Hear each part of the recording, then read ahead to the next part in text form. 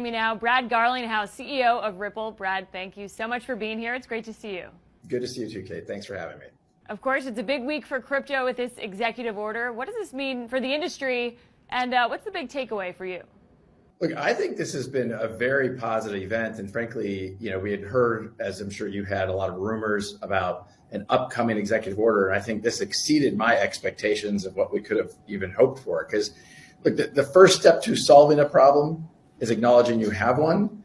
And for me, the executive order is really calling out something we've been saying for years, that one, this is a massive industry. It's not going away. We have tens of millions of US citizens participating in various ways, which is awesome. But it also is calling out that, look, we have had a fragmented and siloed approach to regulation here in the United States. And that is impacting the United States leadership in this very critical, very rapidly growing industry. So I thought it was a very positive evolution, and I'm hopeful that it'll catalyze some solutions that we haven't seen yet.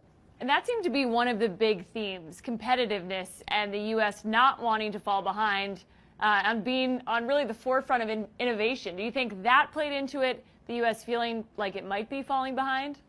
I think it's clear it had a big impact in why the executive order was written. I think what we have seen really, and you kind of see, particularly the talk about silos, you kind of see to some degree the executive branch saying, hey, this SEC, the Securities Exchange Commission, can't take singularly the lead because it has to think holistically. Every time the SEC is mentioned in the executive order, it's alongside the CFTC as well as the CFPB.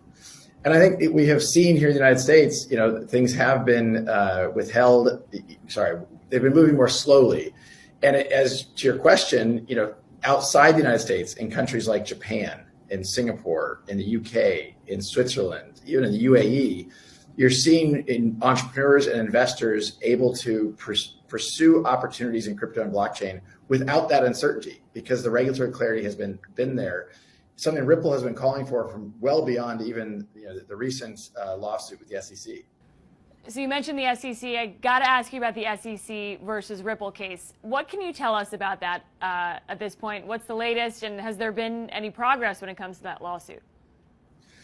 Well, it's been almost not quite a year and a half since the SEC sued Ripple, sued myself, sued Chris Larson, and we are moving as expeditiously as we can. It has certainly been frustrating to see the SEC drag their feet. This past week, expert discovery wrapped up. The SEC had sought delays around that, and I mean, one of the ironies around this has been that Gary Gensler, the chair of the SEC, has been quoted as saying,